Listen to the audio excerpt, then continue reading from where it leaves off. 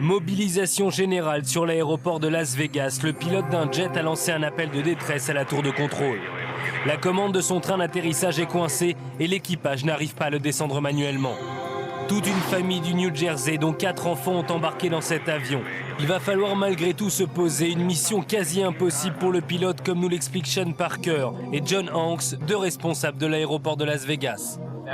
Lorsqu'un avion ne peut pas descendre son train d'atterrissage, le crash est pratiquement inévitable.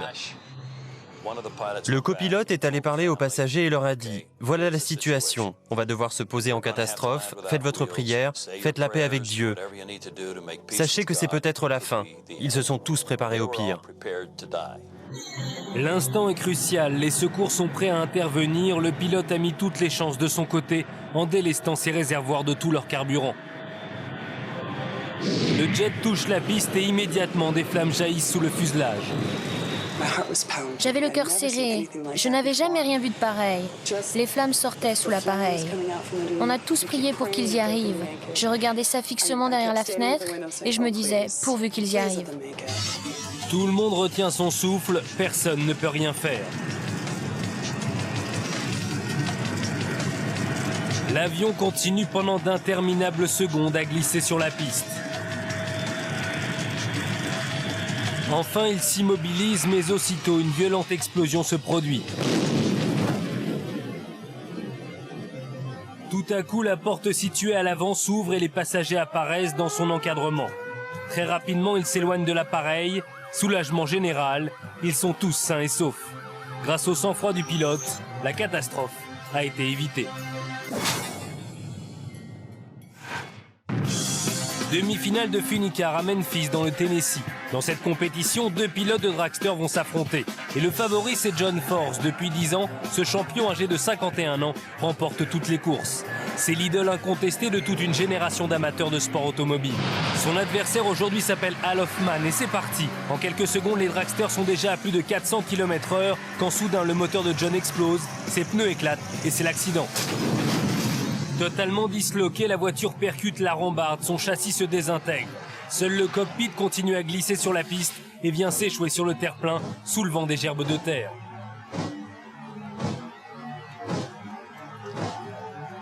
Mais une fois la poussière dissipée, on découvre avec stupeur John sortant seul de l'épave. Quelques jours plus tard, il analyse pour nous cet accident spectaculaire. Subitement, tout s'est embrasé. C'est un peu comme si chez vous, vous mettiez la tête dans la cheminée. C'est là que j'ai des problèmes. Ma voiture chasse sur le côté à 400 km/h. Je vois mon concurrent et je me dis que je vais le percuter, que nous allons tous les deux exploser sur la rambarde. Je vais y passer, mais lui aussi. Mais les deux hommes s'en sortent tous les deux sans aucun dommage. Le dragster de John a miraculeusement évité celui d'Al, qui terminera la course sans encombre. John, lui, n'a pu compter que sur sa bonne étoile. Avant chaque course, je demande à Dieu de me laisser en vie au moins pendant 5 secondes. Le ciel, c'est son élément. Dans les airs, il sait tout faire. Rencontre avec un homme oiseau. La vie de Dwayne Weston, c'est le base jump, un sport extrême que cet Australien pratique assidûment aux 4 coins de la planète. Mais pour éprouver encore plus de sensations, Dwayne a travaillé avec un coach, champion de gymnastique. Résultat, une nouvelle discipline qui mêle chute libre et acrobatie avant l'ouverture du parachute, une discipline à haut risque.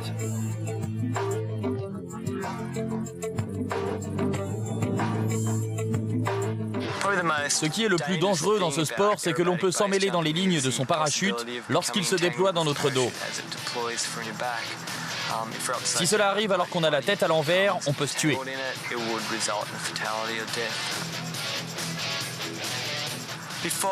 Avant de sauter, je me concentre comme n'importe quel gymnaste ou parachutiste. Je me vide totalement la tête. Je pense surtout au moment où je vais devoir ouvrir ma voile très rapidement. Ce qui est vraiment le plus extraordinaire dans le base jump acrobatique, c'est ce qu'on voit et ce qu'on ressent en tournant dans les airs le long des falaises. C'est très excitant, intense et extrême. Et justement, regardez grâce à une caméra embarquée ce que distingue Dwayne. Un champion hors du commun qui ne recule devant aucune difficulté, il pratique aussi le base jump avec un snowboard. Et pour lui, c'est presque un jeu d'enfant. Nous sommes en Chine, dans la province de Renzhou, au sud de Shanghai, où tous les ans, à la mi-septembre, se produit un mascaret. Alors mascaret, ça vient de mascara. Mascara, ça veut dire tacheter. L'origine étymologique, ça indiquait une bête, un boeuf tacheté, très violent et impétueux. Et en fait, quand vous voyez ici la vague qui déferle, vous mesurez l'ampleur du phénomène. Le mascaret fait partie de nos traditions ancestrales, de la mythologie chinoise. Le phénomène a été raconté par nos écrivains dans des livres très anciens. Quand on est petit, on rêve d'assister et de voir un jour de près un mascaret, même si on sait que c'est très impressionnant. Alors comment et où se forme un mascaret? C'est un phénomène très simple. Ça résulte de l'affrontement entre les eaux d'une marée montante avec les eaux descendant d'une rivière. Vous avez au Canada, la baie de Fundy, parce qu'il y a 13 mètres d'amplitude. Vous avez la Severn en Angleterre, là aussi il y a de fortes amplitudes. Vous avez la Seine. La Seine a eu un mascaret terrible jusqu'il y a 30 ans, avant que l'on aménage le port du Havre. Pourquoi? Parce que j'avais forte amplitude, et puis j'avais un estuaire large et plat. Et ça me donnait un mascaret qui atteignait 4 à 5 mètres sur la Seine. Vous voyez la vague qui arrivait à 30 à l'heure, et sur les rives, ça atteignait 7 mètres. La Seine est aujourd'hui à l'abri des mascarets. Ses berges ne seront plus jamais submergées par des déferlantes. Ce qui n'est pas le cas des rives de ce village chinois où l'on se presse pour vivre ça.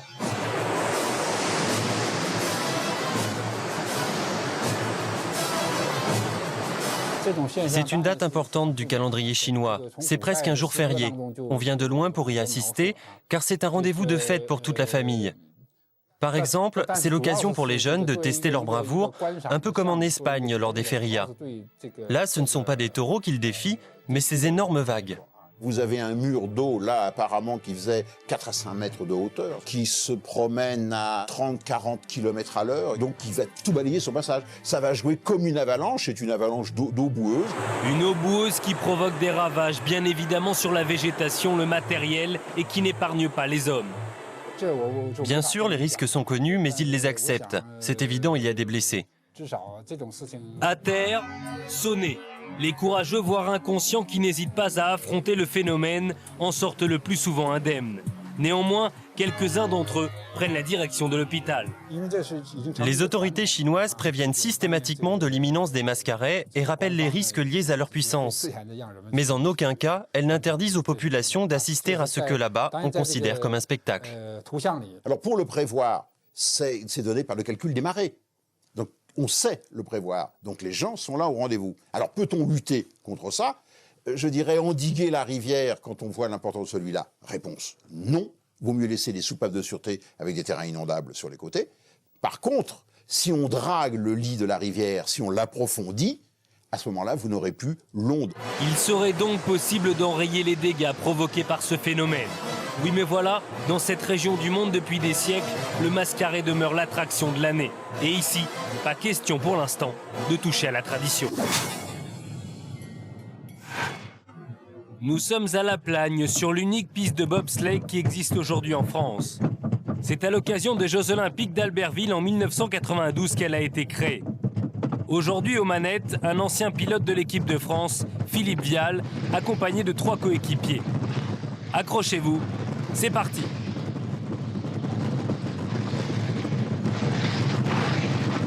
Deux micro-caméras ont été installées sur le bob qui atteint maintenant une vitesse de 110 km/h. Comme vous le constatez, il faut avoir le cœur bien accroché et aimer les sensations fortes pour pratiquer cette discipline surnommée la Formule 1 de la glace. Le bob dévale la pente gelée d'une longueur de 1700 mètres de plus en plus vite. En compétition, il pourrait frôler les 140 km/h.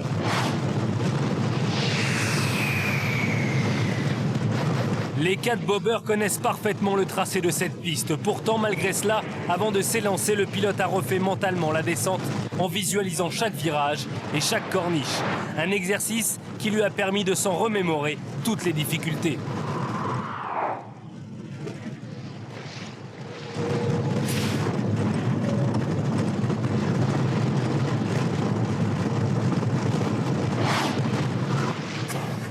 La démonstration est terminée, 1 minute et 10 secondes viennent de s'écouler, plus d'1 minute de sensation extrême. C'est une mission délicate pour ces gardes-côtes américains. Ils répondent à l'appel de détresse d'un cargo allemand qui navigue à plus de 330 km au large. À son bord, un homme grièvement blessé par la projection d'un conteneur. Il faut l'évacuer d'urgence. Le mauvais temps rend le voyage chaotique, mais après 2 heures difficiles, l'hélicoptère survole enfin le bâtiment. Un bâtiment dangereusement ballotté par une mer démontée.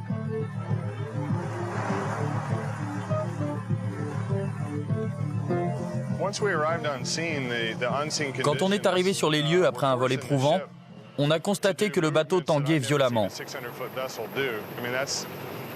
Il montait et descendait comme un bouchon. Je crois que je n'avais jamais vu cela. Les vagues prenaient d'assaut sa coque. Sa proue disparaissait presque totalement dans l'écume et l'arrière du bateau remontait vers le ciel.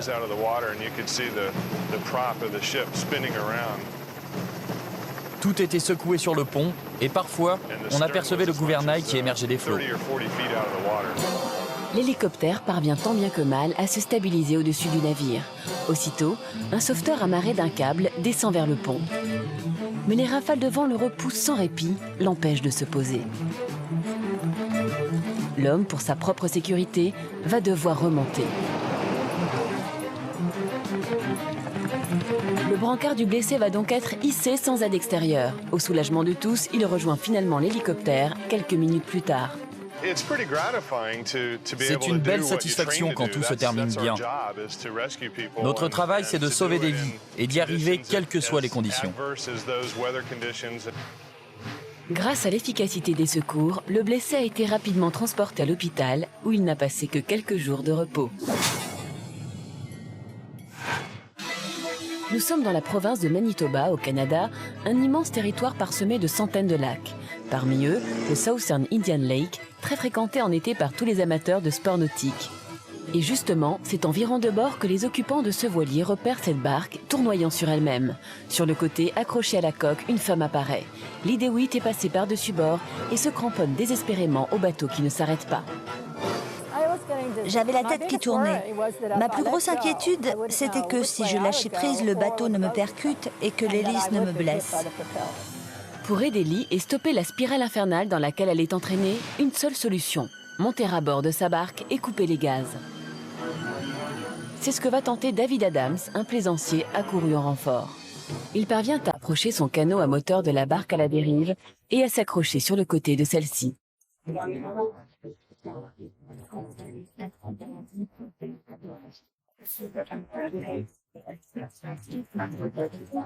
Malgré la difficulté de l'entreprise et au prix d'énormes efforts, le jeune homme arrive enfin à se hisser à bord.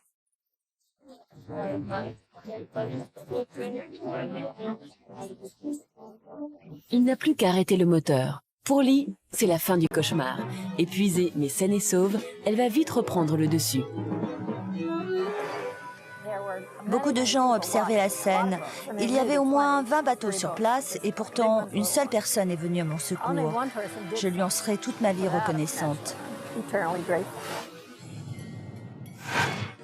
Ces 2 Australiens, Jackie Addison et Russell Mitchell, sont 2 champions de sidecar. Dans leur tandem, les rôles sont clairement définis. Russell pilote la moto et Jackie est dans le panier. Dans le jargon des spécialistes, l'équipier s'appelle le singe. Sa mission, rééquilibrer la moto dans les virages. Aujourd'hui, nous sommes à Sydney où se déroule une compétition de dirt track. Sur un circuit ovale et en terre, les sidecars doivent effectuer plusieurs tours le plus rapidement possible. En combinaison verte, Jackie et Russell prennent tous les risques en atteignant une vitesse maximum et en enchaînant les virages en parfaite harmonie. Jackie doit constamment se balancer dans le panier pour que la moto reste sur sa trajectoire. Et c'est justement dans un de ces mouvements qu'elle perd l'équilibre et tombe. Le sidecar suivant ne peut l'éviter. La course est immédiatement arrêtée. Tout le monde se précipite pour secourir la jeune femme. J'ai regardé le pilote du sidecar qui nous collait de très près et j'ai voulu lui faire comprendre que j'allais lâcher. Mais ça a été trop vite. Il n'a pas pu changer de direction et il m'a roulé dessus. Russell n'a pas eu le temps de réaliser ce qui venait de se passer. Pour lui, ce n'était qu'une chute banale. Je n'ai pas vu qu'elle avait été percutée par un concurrent. J'ai simplement assisté à sa chute. C'est en voyant la vidéo plus tard que j'ai eu très peur. Malgré la violence du choc, Jackie a pu se relever. Victime de simples contusions, elle a pourtant préféré mettre un terme à sa carrière. Nous sommes dans la Castille et Léon, une province située au nord-ouest de l'Espagne. Chaque année s'y déroule le rallye de Bessilia, une course qui attire de nombreux badauds. Massés tout le long des petites routes de montagne, ils regardent le passage des véhicules en compétition. Au volant de la voiture numéro 1, les favoris Germaine Castrillon et son copilote Estrella Vidal. Ils sont en tête à quelques kilomètres de la ligne d'arrivée quand Germaine perd le contrôle de son véhicule. Celui-ci a percuté le bas-côté, s'est renversé et a évité de justesse une spectatrice. La jeune femme se relève précipitamment pendant que plusieurs personnes accourent pour venir en aide au couple coincé dans l'épave. Parmi eux, Fernando Añeros. La voiture était couchée sur le flanc. On l'a remise sur ses 4 roues, mais il y avait une forte odeur d'essence. Fernando parvient à ouvrir la portière de la voiture quand soudain, le réservoir d'essence vient d'exploser, provoquant l'embrasement immédiat du véhicule. J'ai juste eu le temps de sortir, mais mon copilote était toujours coincé à l'intérieur. Mais en quelques secondes, Estrella est parvenue à détacher sa ceinture de sécurité. Son sang-froid lui a sauvé la vie. Ça a été un miracle. J'étais cernée par les flammes, mais j'ai quand même réussi à m'extraire rapidement. J'ai immédiatement été transportée à l'hôpital. Je n'avais que les cils et les cheveux brûlés. Maintenant, ça ne se voit plus. Aujourd'hui, le couple a repris la compétition. Ils sont associés pour le meilleur et pour le pire. Comme dans la vie, Estrella Vidal s'appelle désormais Estrella Castrillon.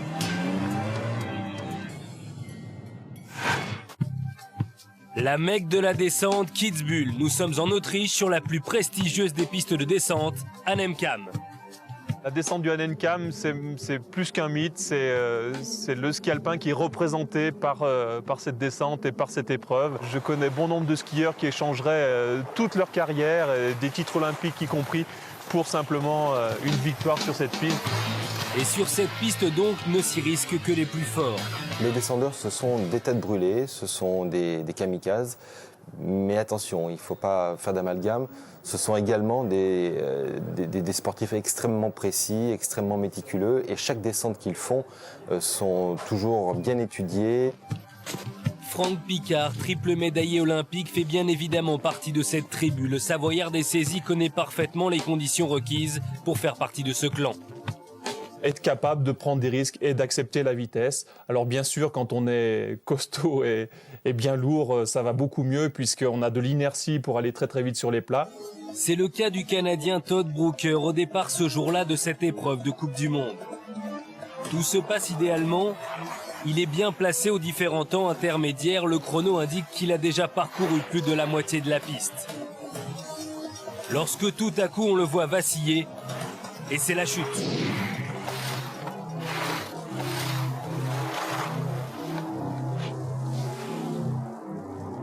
Il arrive sur le saut du Hausberg, la visibilité n'est pas très bonne, il a une trajectoire incertaine sur ce début de dévers, et puis là il essaye de reprendre la position de recherche de vitesse, mais en faisant ça il durcit un peu ses appuis, il vient percuter un petit mouvement de terrain et une faute de quart, il perd le ski, et ensuite c'est l'enchaînement normal des choses. Quand on est à 150 km/h sur des petits skis de 12 cm de large, effectivement, ça va très vite.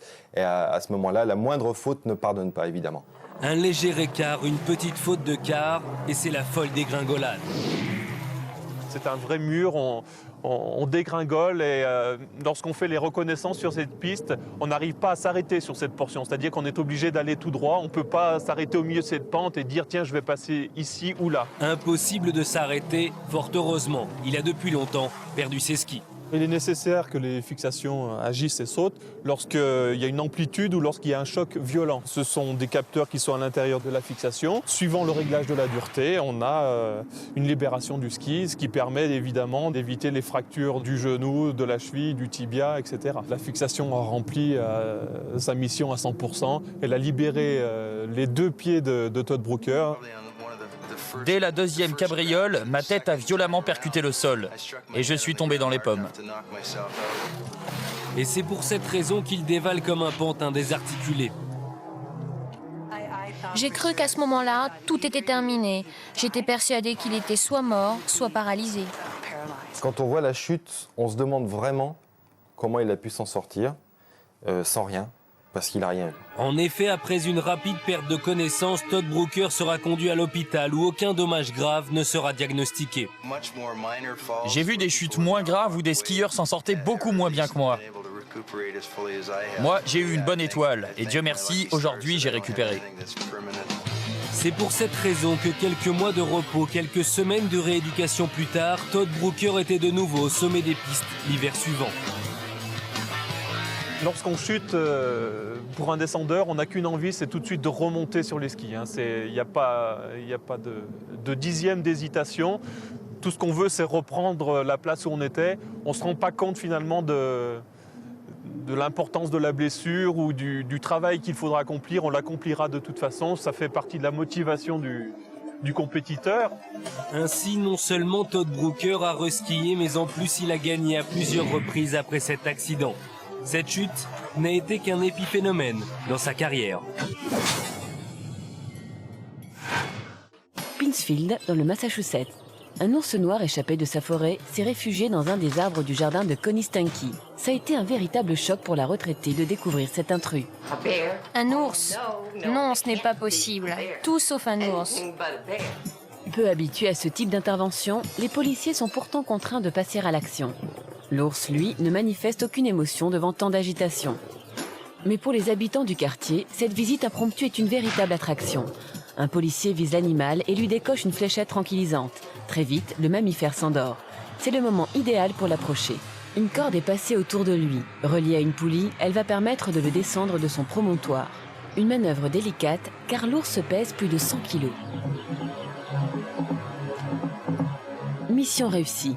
Sous les regards ravis de nombreux badauds, les secours s'emparent de l'animal désormais totalement inoffensif. Leur tâche n'est pas encore terminée. Maintenant, il va falloir ramener l'ours dans la nature, loin, très loin de la maison de Connie. Cet adorable ourson de 3 mois est élevé depuis sa naissance par Jeff et Leanne Watson. Le petit animal déborde d'affection et ses propriétaires le lui rendent bien. On aurait dit un chiot, mais ça a très vite changé. C'est tout de même un animal sauvage et il nous le rappelle souvent. Aujourd'hui, l'ours nommé Brody a 6 ans. Il pèse près d'1 tonne et debout sur ses pattes arrière, il mesure 3 mètres de haut. Mais malgré sa stature impressionnante et sa férocité naturelle, l'animal entretient toujours des relations privilégiées avec son maître. Un maître qui ne recule pas devant des baisers fougueux. On a commencé à faire ça quand il était tout petit. C'est toujours maintenant pour lui un geste d'amour. Et venant du plus gros carnivore terrestre, cette marque de tendresse reste dangereuse pour son partenaire. Mais Jeff a toute confiance en Brody, un animal suffisamment docile puisqu'aujourd'hui, il tourne pour la publicité. 42 voitures côte à côte, une barrière quasi infranchissable, et pourtant, ce cascadeur va tenter l'impossible. S'il y parvient, ce sera une première mondiale.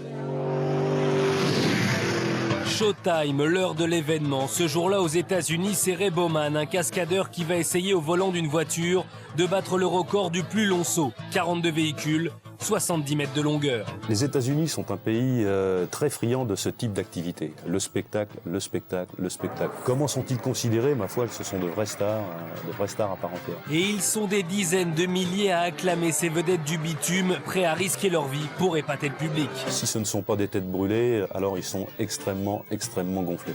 C'est limite kamikaze quand même. Mais pour réduire au minimum les risques, tout est minutieusement préparé. Dans la préparation d'une cascade, on rajoute dans la voiture donc un arceau de sécurité, un très gros arceau. On doit changer aussi les suspensions parce qu'on modifie le poids de la voiture, le fait de l'équiper, et quelques éléments de sécurité, style coupe-circuit, extincteur. Voilà, après avoir calculé la vitesse nécessaire, en l'occurrence 160 km/h, et surtout la hauteur à atteindre pour franchir une distance équivalente à un immeuble de 25 étages, c'est désormais arrêt de jouer. Ray certes a franchi les 42 voitures, mais à la réception, c'est l'accident.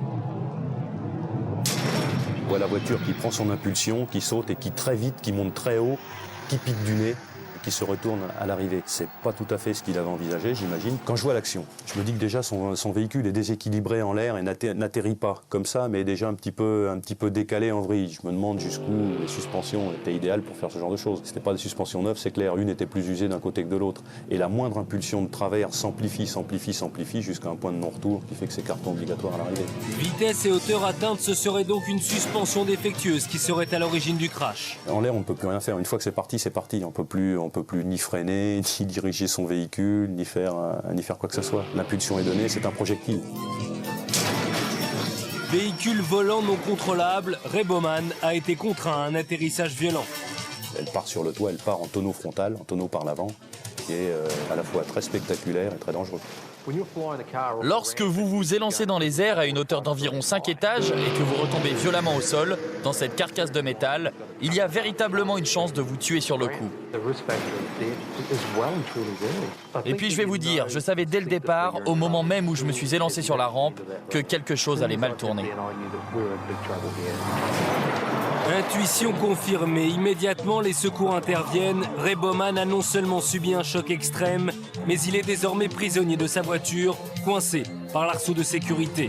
À ce moment précis, on ignore dans quel état se trouve le cascadeur. Le pilote s'en sort vraiment très bien, il aurait pu se faire très mal, mais la cellule de survie est intacte. On voit la voiture se déchiqueter de l'avant, le moteur partir d'un côté et l'arrière se déchiqueter aussi.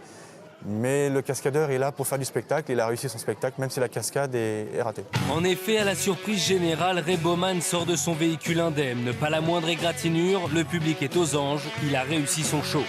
Oui, mais voilà, Ray Bowman ne rentrera pas cette fois dans la légende de la cascade.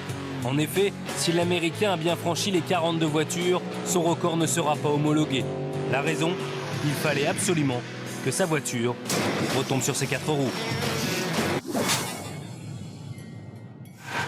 Corey Leclerc est un fou de vitesse et pour ce jeune Canadien, les rues et les jardins de la ville de Vancouver deviennent des pistes semées d'embûches idéales pour pratiquer son hobby, le VTT de l'extrême. Chaque maison, chaque dénivellation de terrain, chaque escalier sont des obstacles qu'il franchit avec aisance. Aussi à l'aise sur la terre que sur le bitume, ce biker urbain ne recule devant aucune difficulté. L'essentiel pour lui, c'est de passer partout le plus vite possible. Parfois, à ses risques et périls. Plaise et bosse pour lui, mais aussi pour son vélo. Mais aucune chute ne peut arrêter ce kamikaze du tout-terrain.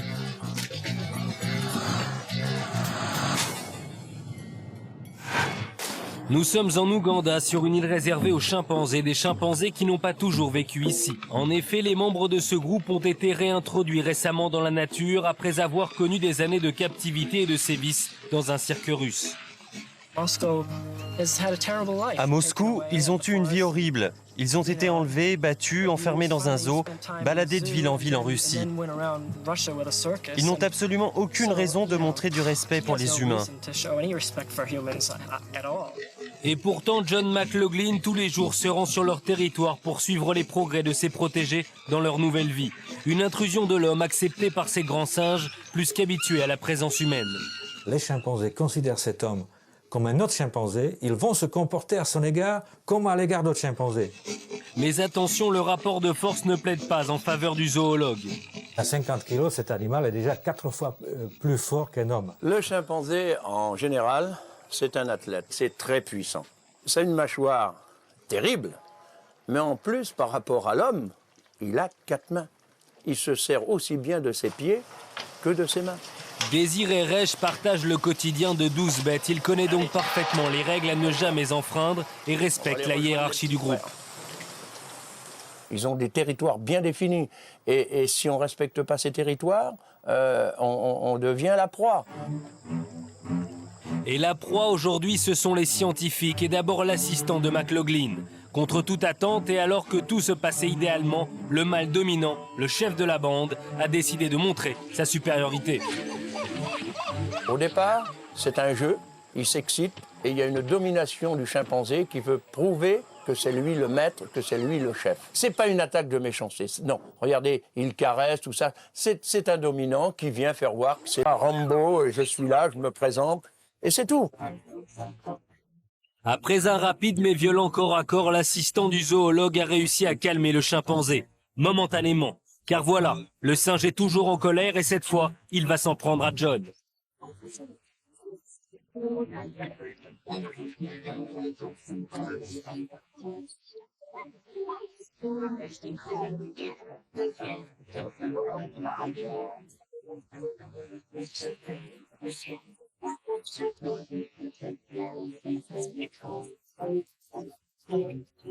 Ce qui peut paraître comme une attaque est en fait une part d'intimidation, une tentative de ce chimpanzé de montrer sa force, sa supériorité à l'homme, sans qu'on puisse parler vraiment d'une attaque agressive. Une démonstration de force qui n'a fort heureusement tourné qu'au duel entre un homme et un singe, un seul. Les autres ne bougent pas, ils regardent. Si vraiment c'était des animaux méchants, tous les chimpanzés auraient sauté dessus. Hein. Si à la place de l'homme se trouvait par exemple une panthère, les autres chimpanzés auraient agi tout à fait différemment. Ils auraient tous attaqué. Face à cette adversité, seul salut pour le zoologue, l'eau. Finalement, John McLaughlin a été mordu au visage et blessé à la main. C'est une petite morsure qu'il a. C'est insignifiant. Un chimpanzé, s'il prend, il enlève la main, il coupe la main. Ça a une puissance dans la mâchoire, c'est incroyable. Alors justement, après un face-à-face aussi musclé, John retournera-t-il au contact des chimpanzés? À partir du moment où l'animal a déjà marqué un point, la situation de cet homme risque d'être de plus en plus difficile. Et peut-être il vaudrait mieux qu'il évite de monter sur l'île. Pourtant, John McLaughlin n'a aucunement renoncé. Malgré la frayeur et le traumatisme, le scientifique, quelques jours à peine après cette mésaventure, est retourné sur l'île auprès de ces bêtes qui généralement sont si paisibles, si dociles, si sociables, la tendresse même. Mais attention, ne l'oublions jamais, un chimpanzé est d'abord et avant tout une bête sauvage. Une autoroute californienne est entièrement bloquée par un semi-remorque couché en plein milieu de la chaussée. Les pompiers sont déjà sur place. Leur mission, dégager au plus vite le véhicule pour rétablir la circulation. Mais en pleine manœuvre, ils découvrent avec stupeur qu'il y a une voiture coincée sous la remorque. On sait qu'il y a quelqu'un dans le véhicule. Il faut qu'on arrive à relever le camion pour le dégager, mais il y a 9 tonnes de matériel dedans. On est en train de réfléchir à ce qu'on va pouvoir faire le plus rapidement possible. En tout cas, la victime est consciente. On sait que c'est un homme, même si on ne le voit pas. Une grue est arrivée à son tour sur les lieux de l'accident. Mais une première tentative prouve qu'elle est incapable de soulever la remorque trop lourdement chargée. Seule solution, vider le camion de sa cargaison. Considérablement allégée, la remorque peut désormais être relevée. Après l'avoir solidement entourée avec des chaînes, le grutier passe à l'action. Et la voiture apparaît enfin. Les secouristes découvrent avec soulagement que son conducteur semble indemne. Miraculeusement, malgré la violence du choc et malgré l'énorme poids qu'il a dû supporter, le véhicule, bien que totalement écrasé, paraît avoir protégé le jeune homme. Mais l'amas de tôle le retient prisonnier. Et les pompiers ne parviennent pas à ouvrir la portière. Il va leur falloir la découper pour libérer la victime.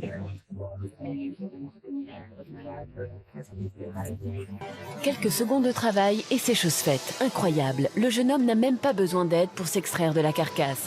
Il sort sans aucune égratignure de ce terrible accident. Une semaine plus tard, totalement remis de ses émotions, il nous raconte comment il a vécu cette longue épreuve. Je n'ai rien senti, je n'ai même pas paniqué. C'est comme s'il ne s'était rien passé, sauf que j'étais dans le noir. J'ai tout de suite vu que je pouvais bouger mes mains et mes pieds, et j'ai compris que ça allait.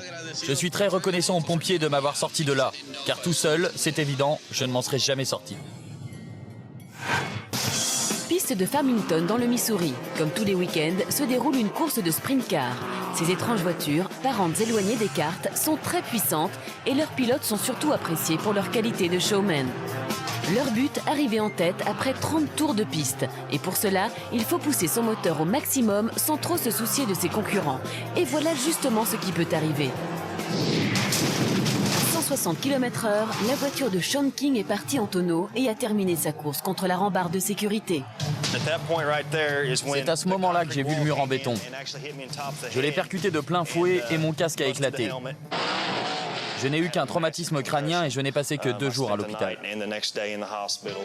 Plus de peur que de mal pour ce pilote chevronné qui très vite a reconstruit une nouvelle voiture. C'est à son volant qu'il a remporté 1 mois plus tard une course prestigieuse en Californie.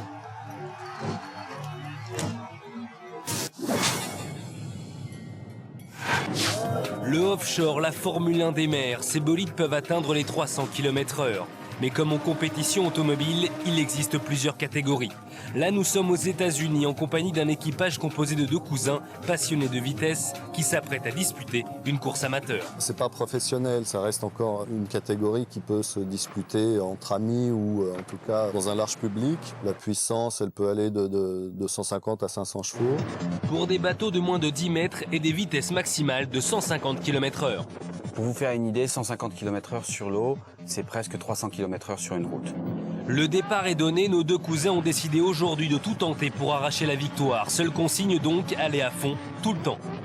Les commandes sont donc séparées et ça nécessite une grande coordination entre les 2 pilotes. Un qui s'occupe de la direction et un autre qui s'occupe des gaz.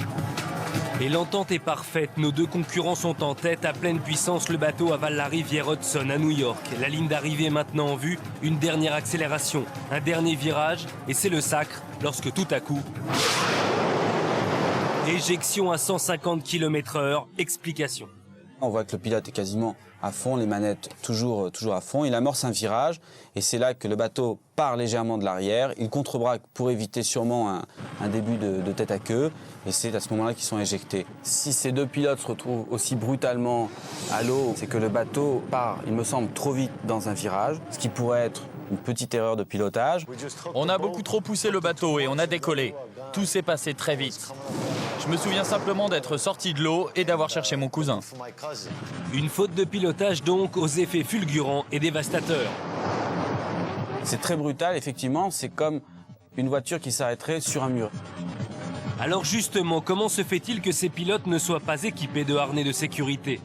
On voit que les pilotes n'ont pas de harnais, ne sont pas retenus dans le bateau et c'est préférable parce que ce type d'accident, là ça se passe très bien, mais le bateau aurait pu continuer dans un tête à queue, voire se retourner et à ce moment-là, les pilotes auraient été assommés par le choc et seraient restés coincés sous le bateau attachés avec leur ceinture de sécurité. En un mot, l'éjection a donc été leur salut, mais pas seulement. C'est sûrement comme si vous sautiez d'un immeuble de 10 étages, mais c'est aussi une sensation de liberté incroyable. Vous volez dans les airs. Mais après avoir volé, il faut atterrir. Atterrissage forcé, mais pas forcément risqué. Ils atterrissent sur l'eau, d'abord ils n'atterrissent pas à 150 km/h, ils sont légèrement freinés. C'est pas une vitesse extrêmement importante pour qu'ils soient très choqués. C'est presque un skieur nautique, un peu plus vite qu'un skieur nautique qui tombe. Mais attention, désormais dans l'eau, un autre danger menace. On a vite réalisé qu'on était dans l'eau et on a essayé d'en sortir aussi vite que possible, car les bateaux arrivaient. En effet, les concurrents n'ont pas interrompu leur course. Il y a donc urgence, il faut retrouver ses esprits et remonter au plus vite sur le bateau qui, grâce à un coupe-circuit, s'était arrêté instantanément. C'est fait, quelques secondes à peine après l'éjection, ils sont de nouveau à bord, déçus d'avoir perdu, mais heureux d'être toujours en vie, sans la moindre égratignure. Ces 2 hommes sont des amoureux du parachutisme. Ils consacrent tout leur loisir à leur passion et ce jour-là, ils décollent d'un petit aérodrome de Richmond. Objectif, réaliser en couple une figure en plein ciel. Jamie Newton se positionne à la porte de l'avion. Et c'est le grand saut. Quelques secondes plus tard, c'est au tour de Bruce Phillips de s'élancer dans le vide. Il doit maintenant rejoindre son partenaire et s'accrocher au-dessus de son parachute. Mais il s'approche beaucoup trop vite de Jamie. Et c'est la catastrophe. Bruce a heurté violemment la voilure et s'est totalement emmêlé dans ses attaches. Les 2 hommes chutent inexorablement vers le sol qui se rapproche. C'est incroyable. Tout a tellement été rapide. J'ai cru que je pourrais éviter son parachute, mais non. Je suis passé au travers et j'étais tellement coincé que je ne pouvais même pas bouger un petit doigt. Mais Jamie parvient à détacher son parachute principal et à ouvrir celui de secours. J'ai senti que son parachute se détendait et j'ai pu commencer à m'en libérer. Il était enroulé autour de ma tête et m'aveuglait totalement. Une fois que j'ai pu y voir clair, je me suis rendu compte que mon parachute était bien déployé et je me suis dit, c'est bon. Quant à Jamie, il est désormais sorti d'affaire. Dans ces circonstances, on n'a pas le temps de paniquer. On doit contrôler ses réactions. L'espace de 2 secondes, je me suis retrouvé en chute libre et c'était un saut comme un autre. Et une fois mon parachute de secours ouvert, j'ai quand même eu un sentiment de libération. Le parachutiste atterrit sans encombre, mais Bruce, lui, a toujours des problèmes. Il essaie de contrôler sa chute, mais il a toujours la voilure de Jamie enroulée autour de son corps. Mais au grand soulagement de son camarade, il touche à son tour la terre ferme. Est-ce que ça va? Et toi, comment vas-tu? Tout va bien. Et en plus, tu m'as ramené mon parachute. J'ai vraiment eu peur. Et les deux hommes ne sont pas découragés, ils espèrent bien réaliser un jour cette fameuse figure. Finalement, c'est peut-être mieux à deux, hein? Cela dit, il n'y a pas d'âge pour s'offrir un baptême en parachute. Il suffit d'avoir le cœur solide, une sérieuse envie de sauter et surtout d'être bien encadré. C'est un grand jour dans la longue vie de William Proctor. Aujourd'hui, il a 100 ans. Pour célébrer dignement cet événement marquant, cet Américain de British Columbia, dans le Vermont, a décidé de réaliser un vieux rêve, sauter en parachute. Soutenu par toute sa famille et en compagnie de son instructeur, Tony Kearns, le vieux monsieur s'installe dans l'avion et c'est parti. Pendant que l'appareil s'élève à 3657 mètres d'altitude, William semble savourer à l'avance ce moment tant attendu. Dernière recommandation, et c'est le grand saut.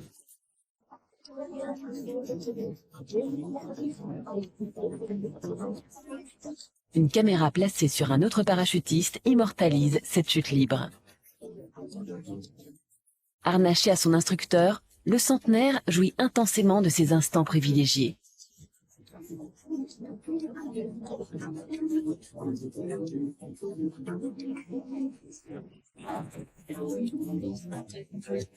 Mais l'aventure prend déjà fin.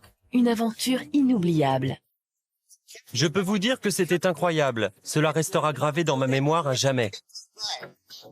Et pour Tony aussi, il n'avait jamais eu comme élève un arrière-grand-père.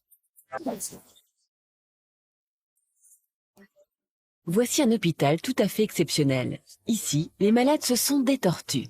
Richie Mariti, un vétérinaire de Floride, se consacre exclusivement à ces reptiles inoffensifs. Des reptiles aujourd'hui menacés d'extinction.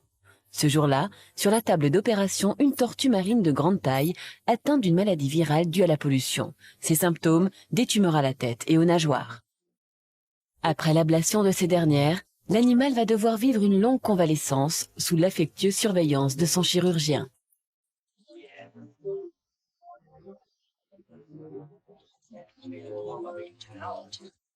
Nous allons garder cette tortue au moins pendant 1 an pour être tout à fait sûr de sa guérison.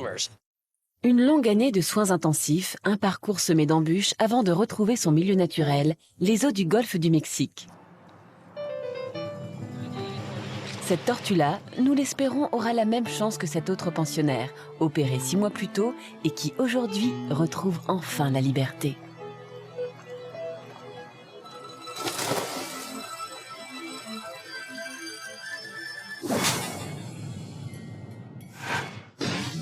Nous sommes à Barcelone, un festival de musique est aujourd'hui organisé dans la capitale de la Catalogne et plusieurs attractions animent le centre-ville. L'une d'elles, c'est l'envol d'une montgolfière sous les yeux de nombreux badauds. Le dirigeable décolle, mais il ne peut s'élever que de quelques mètres. Une bourrasque de vent le projette sur la façade d'un immeuble. La conséquence de cette collision est dramatique. La toile du ballon se déchire, mais malgré cet handicap, la montgolfière continue à prendre de l'altitude pendant quelques secondes. Mais très vite, elle retombe et vient s'affaler totalement contre le bâtiment qui la retient désormais prisonnière. Dans la nacelle, les aérostiers se cramponnent et ne peuvent faire rien d'autre qu'attendre. Après plusieurs secousses, le ballon semble s'immobiliser enfin. Pour les deux hommes, il n'y a pas une seconde à perdre. Il faut qu'ils abandonnent au plus vite leur panier. À tout moment, ils peuvent être précipités vers le sol, car leur équilibre est précaire. Fort heureusement, la nacelle est bloquée juste à la hauteur d'une fenêtre. L'un des aérostiers enjambe sans problème la rambarde.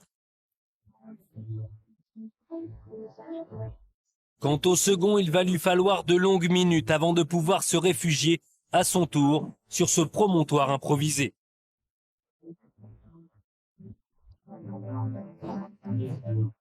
Ils sont maintenant en sécurité et n'ont plus désormais qu'à espérer la prochaine arrivée du propriétaire des lieux. Soulagés, ils saluent la foule dont ils sont devenus, bien malgré eux, les héros du jour. Nous sommes à Eagle River, dans le Wisconsin, aux États-Unis, au départ de la traditionnelle course annuelle de motoneige. Ce sont des moteurs de temps de 125 à 900 cm3 qui propulsent une chenille qui permet à l'engin de se déplacer. Au niveau directionnel, on a un guidon comme une moto, un accélérateur à droite, un frein à gauche. Et ensuite, sur l'action du guidon, permet de tourner des skis et de se diriger. Né au début des années 20 en Amérique du Nord, le scooter des neiges sert initialement à se déplacer. Aujourd'hui utilisé pour les secours sur piste, la maintenance des remontées mécaniques ou encore le loisir, cet engin aux États-Unis et au Canada peut également servir de bolide de compétition. Tout ce qui concerne la compétition, c'est des engins beaucoup plus pointus, beaucoup plus performants, plus légers, plus puissants. Qui atteignent des vitesses de plus de 150 km/h. Et puis surtout sur des très courtes distances. En quelques mètres, on est au-delà de 100 km/h. Tous pilotes professionnels, ces inconditionnels de vitesse disputent une épreuve en circuit fermé, jalonné de bosses. Passer une bosse à grande vitesse, gérer l'atterrissage et repartir sur une autre, c'est quand même physiquement très éprouvant. Et techniquement, à grande vitesse, difficile. Et justement, la course touche à sa fin. Les pilotes sont sur leur scooter depuis de très longues minutes déjà. Aussi, la fatigue se fait désormais vraiment sentir. Épuisés mais déterminés, les coureurs avalent comme ils peuvent les derniers obstacles. Lorsque tout à coup, ce compétiteur-là, Brad Peck, va connaître une fin d'épreuve très mouvementée. Le pilote négocie mal la bosse, il ne l'amortit pas, il reste un petit peu trop au contact de la selle, ce qui fait qu'il est éjecté. Et là, il passe par-dessus, et pas de chance, il y a une autre machine qui arrive avec visiblement pas plus de pilotes dessus. Et il se fait percuter une deuxième fois. Mais pourquoi Brad se fait-il faucher ainsi? Que fait le pilote du scooter fou? Il n'est plus sur sa machine non plus, donc il a du mal vraiment à pouvoir freiner et piloter. Je pense qu'il avait déjà dû aussi avoir un petit problème sur la bosse. On s'aperçoit que le pilote, il est traîné derrière sa machine. Hop, on voit deux pieds qui dépassent de la neige. Lui, il s'est fait jeter de la même manière, mais il a réussi à rattraper du bout des doigts son pare-choc. Impossible donc dans ces conditions d'éviter Brad. D'ailleurs, même si son poursuivant était resté en selle, le choc aurait été certainement inévitable. On peut actionner le frein immédiatement, bloquer la chenille assez rapidement, mais le problème, on est sur de la neige. Il y a un temps d'inertie qui est relativement long. Arrêter la machine instantanément, c'est quasiment impossible. À 150 km/h, on veut s'arrêter rapidement, il faut au moins 50 mètres. Une bosse fatale donc aux deux pilotes qui se relèveront instantanément et s'en sortiront sans aucun dommage grave. Mes jambes me brûlaient. Je ne savais pas si elles étaient cassées. Dans ce genre de situation, vous avez une montée d'adrénaline, vous voulez vous sortir de là. Et en un seul morceau. Heureusement pour lui, il voit arriver la machine et il se fait heurter sur le côté. Chose qu'il arrive un petit peu à anticiper. Ça le propulse dans les airs, mais on va dire que le choc n'a pas vraiment été violent. Un choc qui ne l'a donc absolument pas dissuadé de remonter en selle. Quelques jours à peine après cet accident, Brad était de nouveau au départ d'une compétition de scooter des neiges.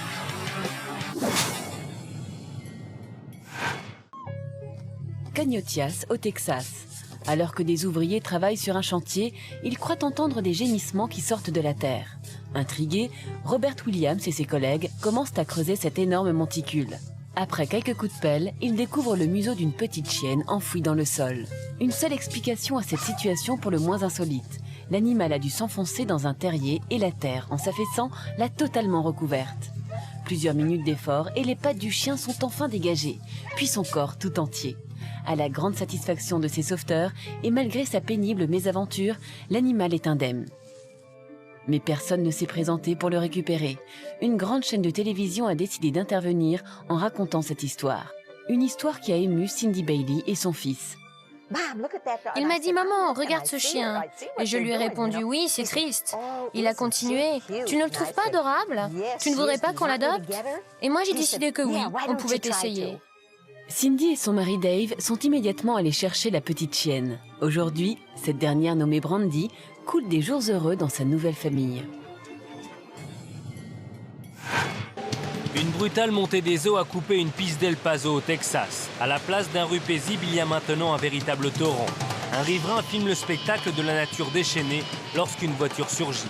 Et à sa grande stupeur, elle s'engage dans l'eau, elle franchit les premiers mètres, mais très vite, elle se retrouve dangereusement ballottée dans les remous. Malgré les efforts de son conducteur, elle devient totalement incontrôlable, emportée par le courant. L'avant du véhicule plonge dans les flots, l'eau pénètre par les vitres ouvertes et la voiture coule inexorablement. Ces deux passagers risquent la noyade. Les témoins assistent impuissants à cette scène tragique. Alors qu'un des occupants est parvenu à ouvrir la portière avant, l'épave se retourne brutalement. Les deux hommes paraissent perdus, mais au soulagement général, l'un d'eux réapparaît. Il parvient à se maintenir à la surface. C'est à ce moment-là que les secours arrivent sur le lieu du naufrage. Mais le conducteur a déjà réussi à regagner la terre ferme. Son compagnon le rejoint quelques secondes plus tard. Les pompiers n'ont plus qu'à constater que ces deux inconscients ont eu une chance insolente.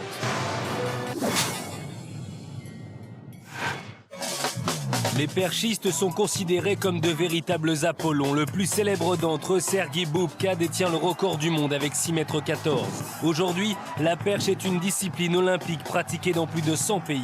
Mais à l'origine, il n'était pas question de sport ni de compétition. Cette discipline a été créée en fait à la base par des bergers pour sauter les ruisseaux. Ils se servaient de bâtons. Depuis, le saut à la perche a considérablement évolué et en premier lieu, le matériel.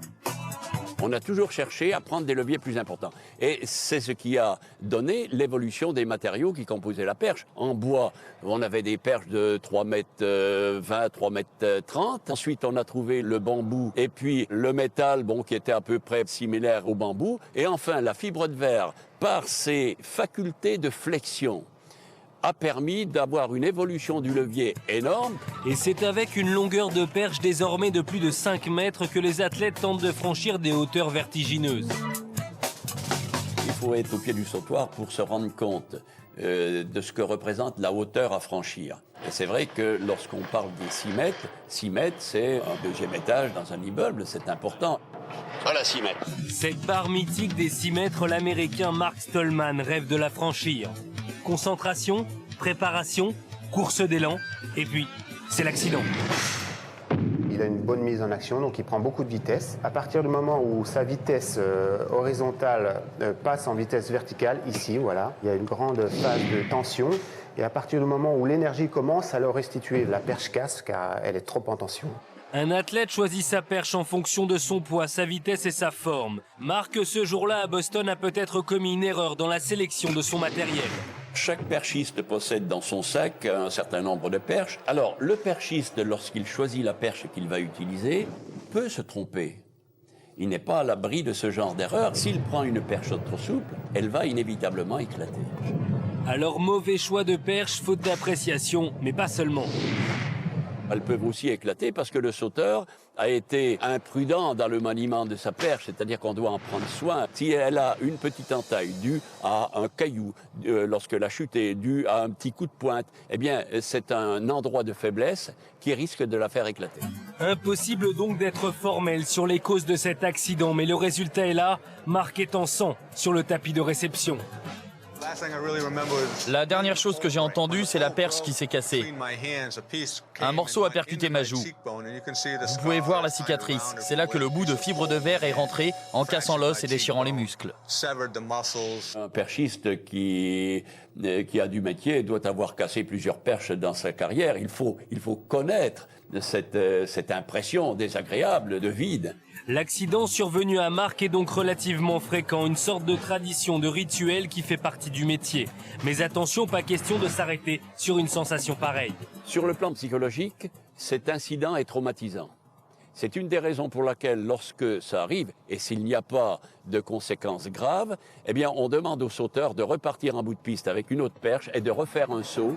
C'est exactement ce qu'a fait Marc, pas instantanément bien sûr, mais après quelques points de suture et quelques semaines de repos, le perchiste américain retrouvait le sautoir, déterminé un jour à franchir les 6 mètres. Nous sommes au nord de l'Argentine, près de Chilecito, ville où étaient autrefois exploitées des mines d'or. Aujourd'hui, cette activité a disparu et les bennes qui transportaient le minerai d'un versant à l'autre de la montagne ne sont plus utilisées que par les touristes. Un moyen de transport insolite, mais peu sûr. La preuve, depuis 2 heures, Domingo Gomez et sa fille sont immobilisés au-dessus du vide. Leur benne n'est plus reliée au câble que par un seul montant. Demetrio Vargas décide immédiatement de se porter à leur secours. Il n'y a qu'une seule solution, prendre une autre benne et se positionner face à eux. Je savais qu'il fallait que je me rapproche le plus possible pour pouvoir les secourir. Demetrio lance une corde à Eliana, la petite fille qui la noue fermement autour de sa taille. Après quelques moments d'hésitation, encouragée par son père et par les témoins de la scène, l'enfant s'élance dans le vide.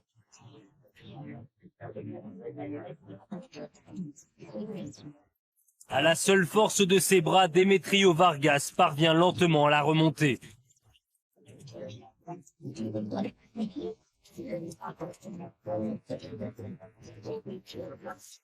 Enfin, elle est en sécurité.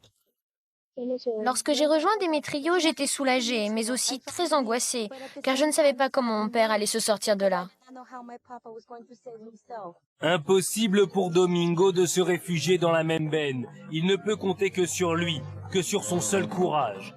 Grâce à une poulie reliée à une corde passée entre ses jambes, il se laisse glisser jusqu'au bord du précipice. Quelques secondes interminables, et à son tour, il est enfin sauvé. 60 secondes pour battre un record, c'est le défi lancé par cet homme, Rob Hansit, un champion de taekwondo. Un défi pour une bonne cause, récolter de l'argent destiné à la recherche contre le cancer. Sous les yeux d'une nombreuse assistance, Rob va devoir casser à main nue 300 planches de bois. Et c'est parti. Épaisses de 3 cm, les planches sont empilées par groupe de 5. Pour les briser, Rob utilise la force de ses poings, mais il doit être aussi totalement concentré. Une grande maîtrise qu'il a acquise au cours de ses années de pratique de cet art martial coréen proche du karaté japonais et du kung-fu chinois. Rob se déplace rapidement dans un périmètre étroit délimité par des parpaings porteurs des planchettes. Chaque fois qu'il est parvenu à fendre une pile de bois, ses assistants la remplacent. Le temps s'écoule, les spectateurs encouragent le champion qui, malgré la pression de l'enjeu, ne montre aucun signe de fatigue. Dernière seconde, dernier effort, et c'est gagné. Rob a brisé 294 planches, 29 de plus que l'ancien record. Mais son plus bel exploit, c'est d'avoir remis $3000 à la recherche contre le cancer. En Floride, Bill Robb est une célébrité locale. Cet Américain de 52 ans est considéré comme un sauveur par de nombreux habitants. Sa mission, récupérer tous les alligators qui pullulent dans cette région et qui envahissent parfois des zones urbaines.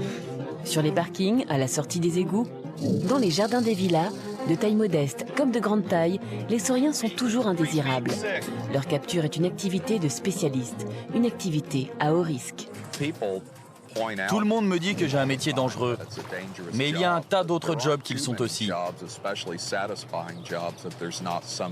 C'est vrai que j'ai déjà eu les doigts ou la main tout entière coincés dans la gueule d'un alligator, mais il n'a jamais pu m'emmener avec lui dans l'eau ou m'entraîner dans sa sacrée roulade pour me briser les os ou quelque chose du même genre. Mais Bill est bien conscient des risques qu'il encourt et pourtant, malgré eux, il ne recule devant aucune intervention. Des interventions toujours plus nombreuses. En Floride, il y a environ 2 millions d'alligators, soit un saurien pour 7 habitants.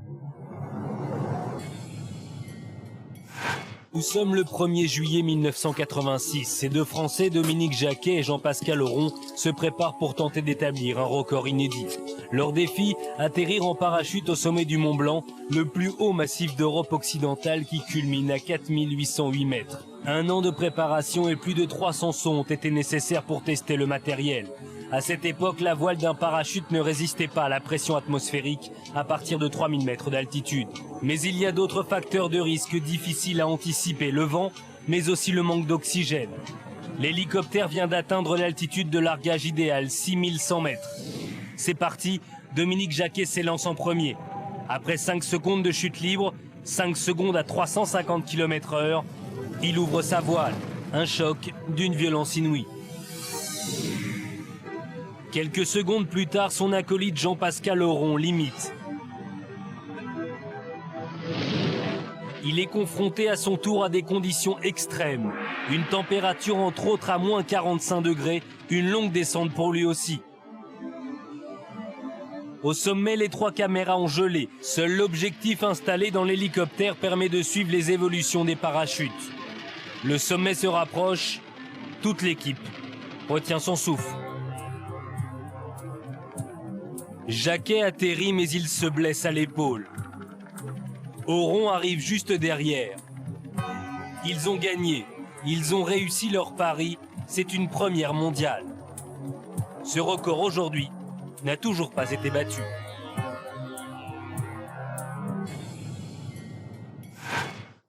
C'est un travail inhabituel pour ces pompiers de Los Angeles. Ils doivent sauver Moser, un chat coincé à l'intérieur de ce mur de parking. Et pour l'atteindre, il faut dégager les moellons à la perceuse. Traumatisant pour le malheureux animal. Ça s'est révélé vraiment difficile.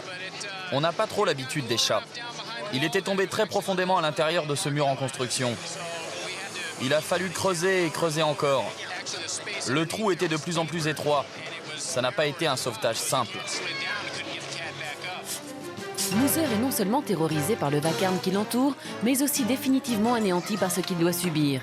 Une aspersion d'eau savonneuse pour l'aider à glisser hors de son piège. Et sa réaction ne se fait pas attendre. Encore un peu de liquide, un dernier miaulement désespéré, et c'est la liberté. Le chat en piteux état doit encore supporter un éprouvant nettoyage, punition suprême pour un animal qui, paraît-il, déteste l'eau.